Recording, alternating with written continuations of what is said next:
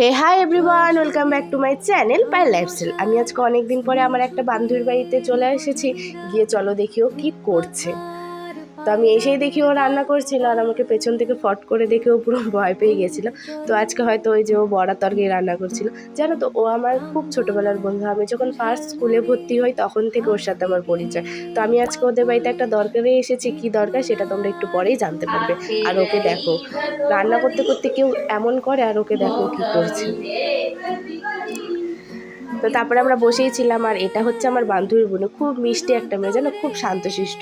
তো রান্না কমপ্লিট হয়ে যায়, তারপরে আমরা একটু ঘোরাঘুরি করতে বেরিয়ে পড়ি। আজকে আমি অনেক দিন পরে ওদের বাড়িতে এসেছি, অনেক দিন বলতে অনেক দিন। তো আমি বললাম চল একটু ঘুরেই আসি।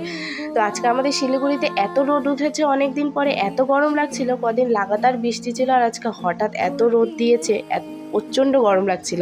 তো আমরা এই বৌদিটার সাথে দেখা করতে চলে আসি, আর বৌদিকে দেখি সেলাই করছিল, তার জন্য আমরা এমনি বসে আড্ডা মারছিলাম সবাই মিলে। আর দেখো, আমি এত হালকা পাতলা একটা মানুষ, এই ছোট্ট বুনুটা আমাকে কোলে তুলে নিয়ে ঘোরাচ্ছে, আর আমার এত ভয় লাগছিল। ওকে বলছি তুই আমাকে নামা, আমি পড়ে যাব। আর এই যে পুচকিটাকে দেখতে পাচ্ছ না, এটা আমার ওই বৌদিটার মেয়ে। এত পাকা, যেন এত পাকা পাকা কথা বলে, কিন্তু খুব মিষ্টি লাগে শুনতে। তো তারপরে এমনি বসেই ছিলাম, কোনো কাজ ছিল না, এমনি বোর হচ্ছিলাম। তো বসে থাকতে থাকতে না আমার হঠাৎ এই আম গাছটার দিকে নজর যায়। দেখো কত সুন্দর সুন্দর আম ধরে আছে। জানি না ফোনে অতটা বোঝা যাচ্ছে কি না, কিন্তু সামনে থেকে এত ভালো লাগছে। তো আমার পুরো আম খেতে ইচ্ছা করে। আমি বললাম চল বাড়ি, আমরা এখন আম খাবো।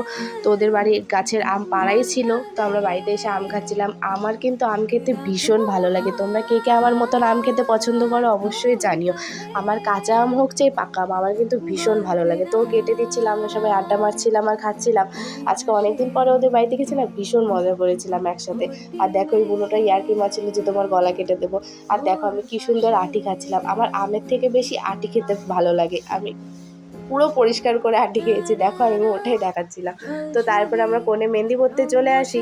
আর দেখো, আমি কথা বলাতে এতই ব্যস্ত ছিলাম যে আমি কোণের মুখটা সেলোটেপ দিয়ে আটকে নিয়ে দেখে আমার পুরো জামাতে মেহেন্দি মেহেন্দি ভরে গেছে। তোমরা অনেকেই এখন ভাবছো যে হঠাৎ মেহেন্দি দিয়ে কি করছি। তো বলি যে আমি মেহেন্দি শিখি, অনেক দিন হয়েছে যে আমি মেহেন্দি শিখি। তো আজকে আমাদের লেগ প্র্যাকটিস ছিল, আমরা দুজনে একই জায়গাতে একই সাথে মেহেন্দি শিখি। তো তার জন্যই আজকে আমি এসেছি এই বৌদিটার পায়ে প্র্যাকটিস করার জন্য। তো আমার আর ওর পড়ানো কমপ্লিট হয়ে গেছে। তোমরা অবশ্যই জানিও যে কেমন হয়েছে ডিজাইনটা। তো তারপরে আজকে আমাদের মেহেন্দি ক্লাস ছিল, আমরা মেহেন্দি ক্লাসে চলে আসি। আর দেখো এই হাতটা কত বড়, তাই না? আমরা এই হাতটা দিয়ে খাতায় দাগ টেনে তার উপরে আমরা প্র্যাকটিস করি। যারা মেহেন্দি শিখো তারা তো জানোই যে আমাদের এটাতে প্র্যাকটিস করতে হয়। তো আজকে আমি অনেক দিন ধরেই মেহেন্দি শিখি, ও আর আমি শিখি আপাতত এখানে। আমি আমার দিদির কাছে মেহেন্দি শিখি, ওর এটা ফার্স্ট ব্যাচ, আমরাই ফার্স্ট। তোমরা যারা যারা ওর কাছে শিখতে চাই অবশ্যই ওর সাথে যোগাযোগ করতে পারো। আর দেখো, ও আমাদের প্র্যাকটিস করতে দিয়েও দেয় ডিজাইন। তো আজকে আমরা প্র্যাকটিস করে নিয়েছিলাম। আজকে ওর আর আমার পুরো আলাদাই একটা ডিজাইন ছিল। তোমরা অবশ্যই জানিও যে আমাদের ডিজাইনগুলো কেমন হয়েছে। আমাদের মেহেন্দি পরানো কমপ্লিট হয়ে যায়। আর দেখো এই গোপু সোনাটাকে কি ভালো লাগছে, তাই না? আমার মাসির বাড়িতেও একটা গোপু সোনা আছে। তো দেখো মেহেন্দি পরানোর পরে হাতের অবস্থাটা কি হয় সেটাই দেখাচ্ছিলাম, কি বাজে অবস্থা হয়েছে। তারপরে এই যে মাসি আমাদের আম কেটে দেয়। বললাম না আমি আম খেতে ভীষণ পছন্দ করি, যেই দেখ না কেন আমি আর মানা করি না। তো আর আমি বসে আম খাচ্ছিলাম, আমাদের আজকের কাজ কমপ্লিট হয়ে যায়। আর দেখো কি হাসাহাসি করছিলাম আমরা। আরও বলছিল টক, কিন্তু একদমই টক ছিল না, খুব ভালো ছিল খেতে। আর দেখো আমি এখানেও আটিই খাচ্ছিলাম। বললাম না আমার ভীষণ ভালো লাগে আমের আটি খেতে। তো এই যে আমাদের ম্যাডাম, ও আমার দিদিই হয়, এর কাছেই আমরা শিখি। তো তারপরে আমরা রওনা চলে আসি বাড়িতে, ও চলে যায়। এসে আমি ড্রেস ট্রেস চেঞ্জ করে আমি দিদি বাড়িতে চলে আসি দিদিকে মেহেন্দি পরানোর জন্য। ও অনেক দিন ধরে বলছিল পড়বে পড়বে, আমার সময় হয়ে ওঠে না। তো আজকে সময় হয়েছে তাই এসেছি। আর দেখো আমার আর সোনার দুষ্টামি শুরু।